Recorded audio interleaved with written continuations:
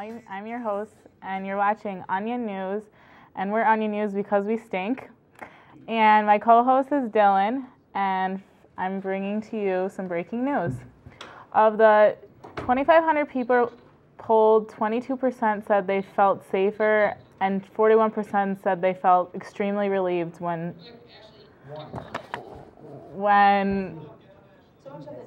Stewart began serving the 5-month sentence in West Virginia's Alderson prison. When I found out Stewart was behind a 10-foot thick concrete wall, I heaved a huge sigh of relief, said Daniel McAllen, a jeweler from Newmark, New Jersey. If she were on the streets, who knows what sort of business maneuvering she'd be up to behind closed doors. I have a family to think of, McAllen added. Boston area teacher Helen Green said she had been afraid to leave the house before the verdict in Stewart's trial was announced.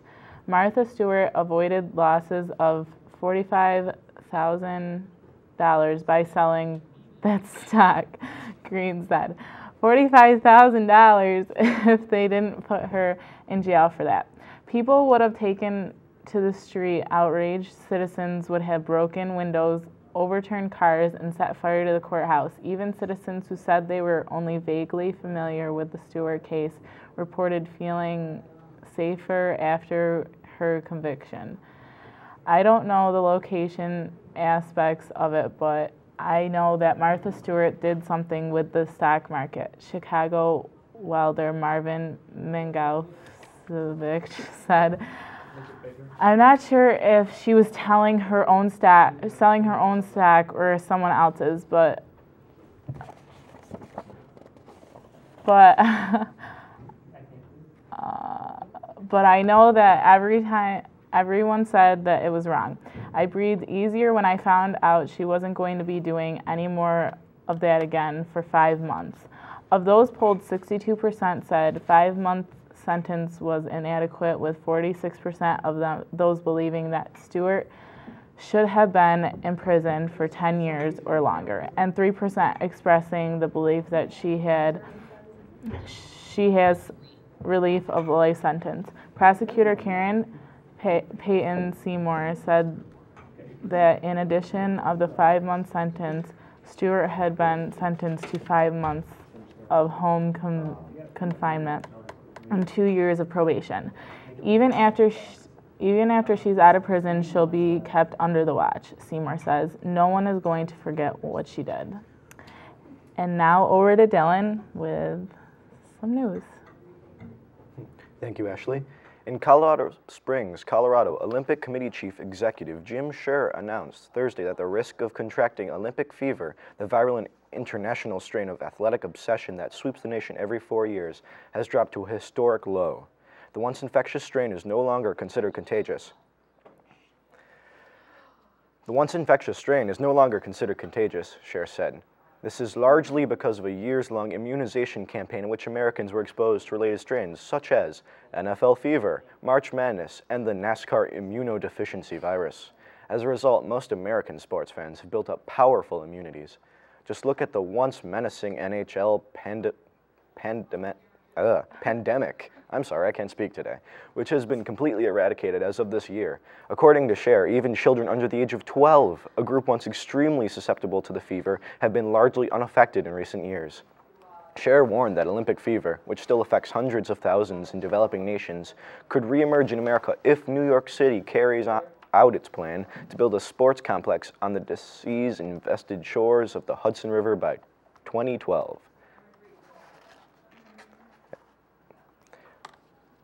And that is sports. In November, the mind reader, the amazing Krasik, wrote the acting governor of his home state of New Jersey that he wanted to help the state shed its image of unethical ideas, and thus volunteered to sit in government meetings and identify which officials are secretly up to no good. Stephen J. Marks, 47, was driving in morning traffic on November 3rd near Nashville, Tennessee, wearing a ski mask and gloves. Though the temperature was in the 60s and an alarming citizen called police, However, Marks demonstrated that he has. Yeah.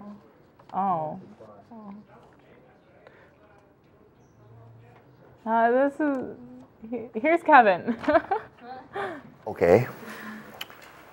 Okay, now my turn to say it. Marks 47 was driving in morning traffic on November 3rd near Nashville, Tennessee, wearing a ski mask and gloves, though the temperature was in the 60s. An alarmed citizen called the police. However, Marks demonstrated that he had a medical condition that he needed to wear it unless the temperature was above 80. Back to you guys. And now for a commercial break. Commercial break.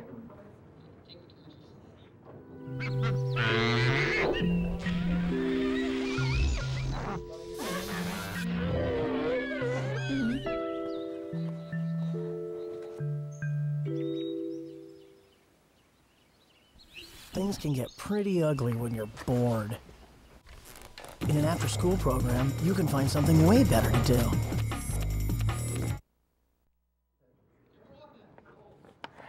And now I'm back with more news. In November, a Hindu seer in India's Orissa state drew large crowds inspired by his calmness in the face of his announced spirituality-induced death, which has come before noon on November 17th. At noon, however, he was still alive, and according to Asian Age newspaper, the crowd of 15,000 suddenly turned ugly, berating him for not dying, and police had to intervene.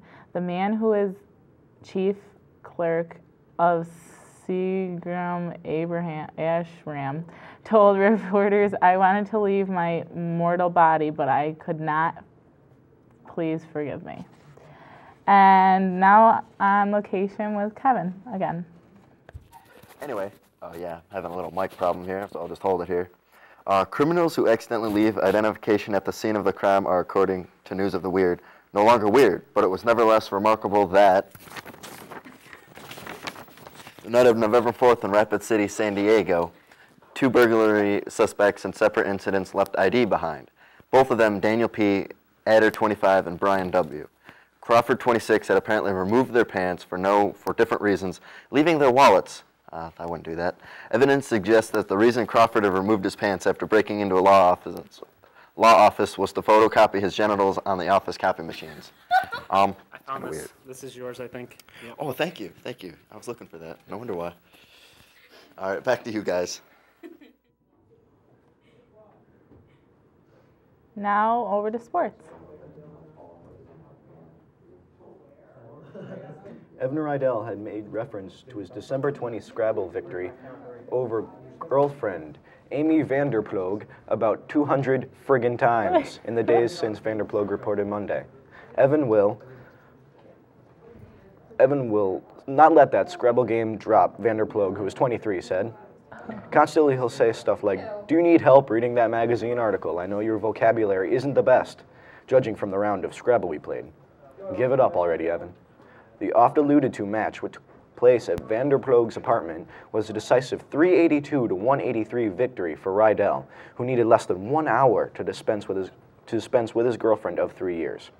Upon winning, he performed a brief victory dance, followed by verbal taunting of his vanquished opponent, behavior that has continued unabated nearly 2 weeks later.